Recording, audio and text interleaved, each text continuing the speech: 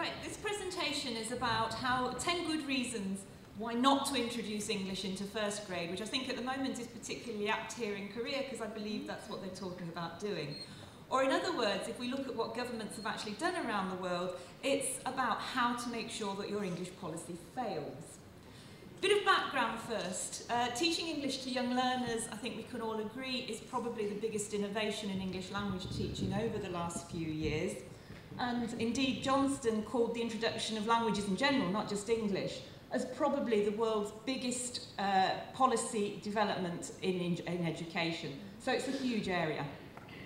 Situations vary a little bit around the world. In a number of countries, English has been introduced into primary schools over the last 20 years or so. That's the case here in Korea, case in Italy. In other countries, it's far more recent. Vietnam, Japan, it was only actually introduced last year.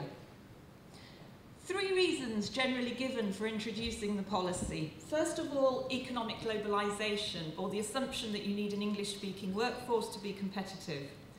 Pressure from parents, something I believe you know quite a lot about here in Korea, as they believe that English will bring their children social advancement. And then finally, the assumption that earlier is better. But are these assumptions really justified or are they flawed? In fact, there's very little evidence that English does actually contribute to economic development or social development for that matter, and it can even be part of the problem in some countries. And secondly, the research is very contradictory. If you add to that number of problems with implementation on the part of governments, then you see that the situation can be quite difficult. We get a lack of planning, I'm sure we all know about that. But of course the complexities as well of planning, it is a difficult policy to implement. And then finally, the inequalities of access. So here are my 10 reasons. These are the 10 reasons why elementary English is problematic, and I've done it as cries for help from teachers, from primary school teachers. These are cries for help that we've collected from teachers in over 100 countries, amazingly similar around the world. So the first problem, I'm not qualified to teach it. What do governments do? Well, they introduce the English policy first, and then they worry later about who's actually going to teach it. They find themselves with a shortage of teachers who are actually qualified to teach English and also qualified to teach children.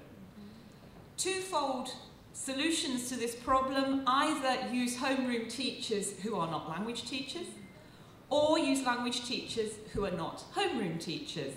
Either way, creating problems for teachers who are not sure how to go about actually implementing the policy. But what does communicative language teaching actually mean? Teachers are very confused very often about what method they're supposed to be adopting. Governments have introduced the new methods with little consideration as to how suitable they are for the local context, or without introducing any practical training for teachers. Which leads me on to the next problem. There's not enough training. So the answer here has been to offer short theoretical courses, very often not practical courses. Here in Korea, I believe teachers initially at least were offered 120 hours. In Italy, they got a bit more, it was about 500 hours, but that's to cover language and methodology.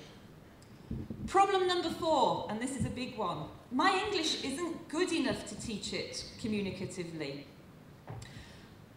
Great response to this one. Introduce a policy of English only in the classroom. Again, I believe that happened in Korea with the Teach English Through English. Or import a lot of native speakers. But I don't have the right resources. My books aren't right for the curriculum I'm teaching. That's because very often what's happened is that what the government has done has kept the old course books. Or maybe they've introduced international course books that are not actually suitable. And even when they've developed local course books, I often get lots of shaking heads from teachers. Problem 6, but I have to teach to the exam, because of course what the issue is here is that governments change the curriculum, they change the materials maybe, and they focus on speaking and listening, but of course they don't change the final exam. The exam continues to focus on grammar and reading. Problem 7, but my classes are too big. Teachers are taught to use group work, pair work, speaking English, but classes remain at 30+ children, and usually only with one teacher, with no teaching assistant and no help at all in the classroom. But I don't have time to cover everything. A lot of the justifications for the introduction of English into elementary school are actually based on research and immersion contexts. What governments do, of course, is introduce English for 1 or 2 40-minute lessons a week, and teachers just can't cover everything. My learners just don't understand why they have to learn English. Motivation is a huge problem for the children, although you wouldn't necessarily expect that of children. But the whole policy tends to be predicated on the assumption that children and their parents know why they're learning English, they understand. Finally, problem 10. But I'm not preparing them for high school. And if you come to my talk tomorrow, we'll look at this in a bit more detail. You introduce a new English curriculum, but then you just leave the secondary school curriculum exactly as it was. And when children get to secondary school, they find they have to start all over again. So, before you introduce English into grade 1, what do you need to do? Think very carefully. Plan for a start. Train the teachers, but not in general, not theoretically. Train teachers in the issues that really matter to them. Focus training on things like big classes, discipline. Develop the teacher's confidence.